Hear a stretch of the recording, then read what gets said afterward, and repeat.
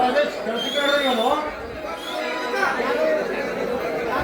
ಯಾಕೆ 2 ಗಂಟೆ ಮುಂಚಿತವಾಗಿ ಕೆಲಸಕ್ಕೆ ನಡೆದಿರಲ್ಲ? ಹೌದು ಮಾಲೀಕರೇ, ನಮ್ಮ ಮನೆಯಿಂದ ನಿಮ್ಮ ಮಿಲ್ಲು 4 ಮೈಲು ದೂರ ಇರುವುದು. ಅದಕ್ಕಾಗಿ 2 ಗಂಟೆ ಮುಂಚಿತವಾಗಿ ಹೋಗಿ ನಿಮ್ಮ ಮಿಲ್ಲಿನ ಮಕ್ಕಳಿಗೆ ಕುಳಿತು ಸ್ವಲ್ಪ ವಿಶ್ರಾಂತಿ ತೆಗೆದುಕೊಂಡು ಗಂಟೆ ಆದ ನಂತರ ಮಿಲ್ಲಿಗೆ ಹೋಗ್ತೇನೆ ಮಾಲೀಕರೇ, ಮಿಲ್ಲಿಗೆ ಹೋಗ್ತೀನಿ. ರಾಜೇಶನು ಬಾಳೆ ಸಂಭಾವಿತ. ನಮ್ಮ ಮಿಲ್ಲಿನ ಮಿಷನರಿಯಲ್ಲಿ ಕೆಲಸ ಮಾಡತಕ್ಕ 6-7 ವರ್ಷಗಳಾದವು.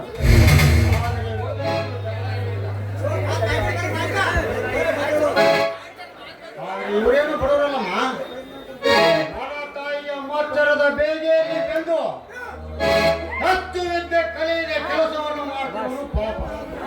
ಹೇಗೆ ಮಾಲೀಕರೇ, ಬಡವರವರು ಮನುಷ್ಯರಲ್ಲವೇ?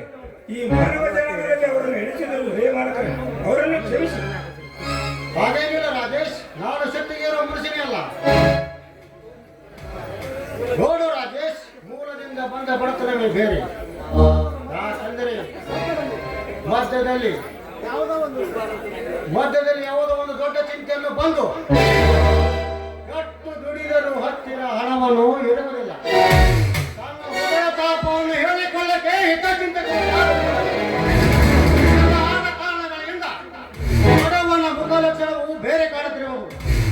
ಅದಕ್ಕೆ ನನ್ನ ಮಾತನ್ನು ಹೇಳಿದೆ ಇಷ್ಟೇ.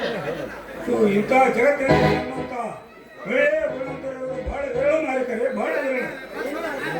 ಏನೇ ಆಗಲಿ ರಾಜೇಶ್, ಏನೇ ಆಗಲಿ ರಾಜೇಶ್, ಮಕ್ಕಳಿದ್ದು ಮಡಲಿ ತೀರಿ ಹೋದ ಮೇಲೆ ಮತ್ತೆ ಮರುಮನೆಯನ್ನು ಮಾಡಿಕೊಳ್ಳರು. ಯಾಕಂದರೆ ನಿನ್ನಂತೆ ತಂದೆಗಳಿದ್ದು ಪರಗುತ್ತಿರುವ ತಾಯಿಲ್ಲದ ಮಕ್ಕಳ ಪಾಪ ಎಲ್ಲಿಗೆ ಬಿಡುವುದಿಲ್ಲ.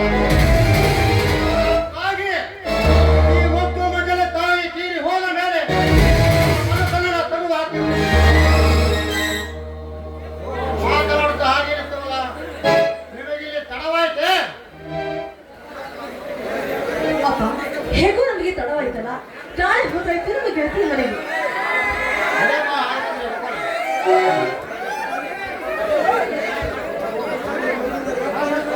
ಅಲ್ಲಪ್ಪ, ಹಾಗಾದ್ರೆ ಇವರು ನನ್ನ ಕಾರ್ನಲ್ಲಿ ಬರ್ಬಹುದಲ್ಲ?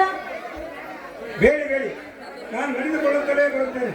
ತಮ್ಮ ಉದಾರ ಬೇಕಿದ್ದರೆ ಅಷ್ಟೇ ಸಾಕು ನಮಗೆ. ರಾಜೇಶ್, ನಮ್ಮ ಮಜಳ ಹೇಳಿದ ಹಾಗೆ ಅವನದ ಕರೆಸಿದ್ದ ನಮ್ಮ ಜೊತೆಯಲ್ಲಿ ಬರಲೇಬೇಕು. ನಡೆಯುತ್ತಾ ಹೇಳಿ. ನಡೆಯಿರಿ ಹೋಗೋಣ.